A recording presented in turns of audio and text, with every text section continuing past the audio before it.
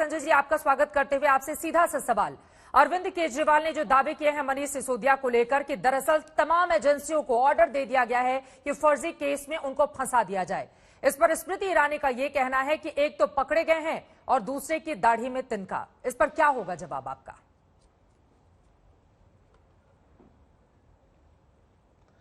देखिए चित्रा जी, आपको नमस्कार और आपके सभी दर्शकों को मेरा नमस्कार।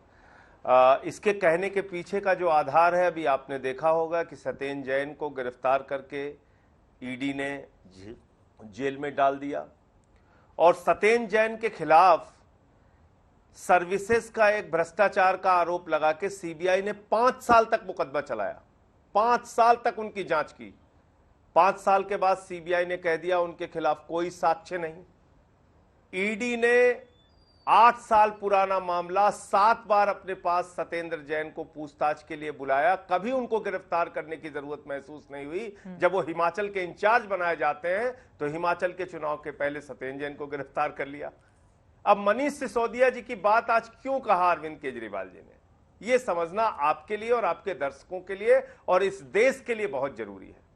मनीष सिसोदिया वो शख्स है जिन्होंने हिंदुस्तान ही नहीं पूरी दुनिया में शिक्षा क्रांति के रूप में, एक शिक्षा मंत्री के रूप में अपना नाम, भारत का नाम रोशन किया। 18 लाख दिल्ली के बच्चों को अच्छी शिक्षा दी।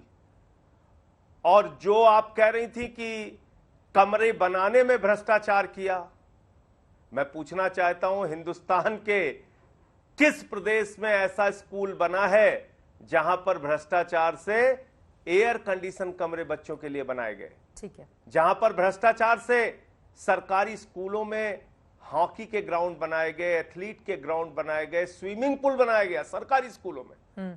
और आप कैमरा भेज के चेक कर सकती हैं, दुनिया का कोई प्रतिनिधि आता है, अमेरिका के राष्ट्रपति की पत्नी हिंदुस्तान आती है तो वो कहती है केजरीवाल और मनीष सिसोदिया द्वारा बनाए गए स्कूल को हमें देखना है।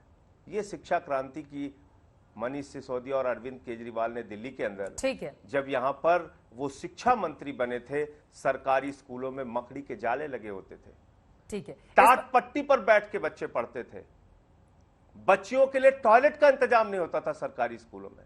आज उन्हीं जगहों पे एयर कंडीशन कमरे बच्चों की पढ़ाई के लिए बने हैं। आप देखिए ये कंप्लेन और अपने दर्शकों को भी दिखाइए।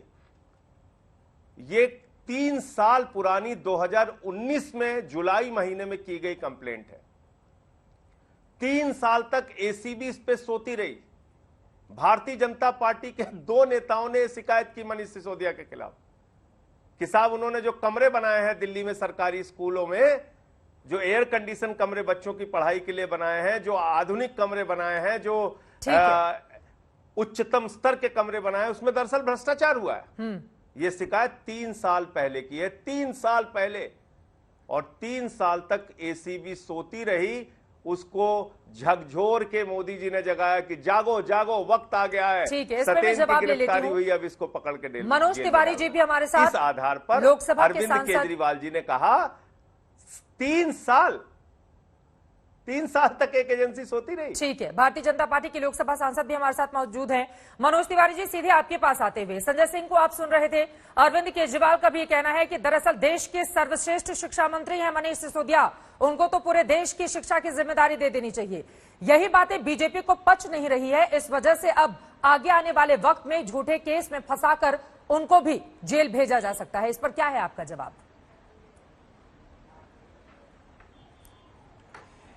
देखिए चित्रा जी, अभी संजय भाई ने जितनी बातें बताई हैं उसका जो मूल अंश है वो संजय भाई नहीं बताते हैं। हम हमेशा कहते हैं अच्छा स्कूल बनाइए, हम उसका स्वागत करते हैं।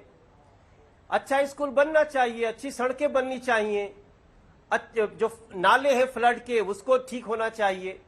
मैं इस समय बैठा हुआ हूं गोकुलपुरी विधानसभा में और मैं आपको 2-3 जानकारी देना चाहता हूं।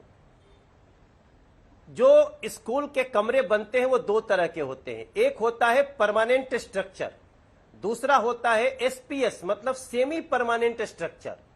सेमी परमानेंट स्ट्रक्चर का मतलब हुआ कि ये परमानेंट नहीं है, ये इसको कभी भी हटाया जा सकता है, वो कमजोर होता है, एक अस्थायी के तौर पे होता है।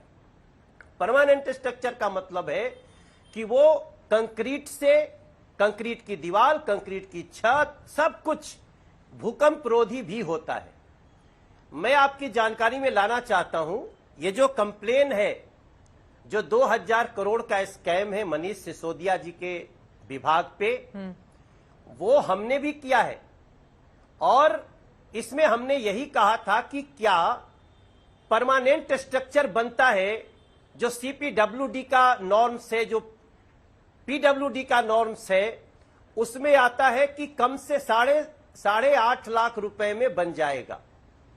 ये लोग उसी कमरे को बना रहे हैं not permanent structure, semi permanent structure, और बनाया कितने में? 28 से 35 लाख रुपए में। हमने क्या कहा था? हमने यही कहा था इसकी जांच हो जाए, हाँ, दिल्ली को पता चल जाए।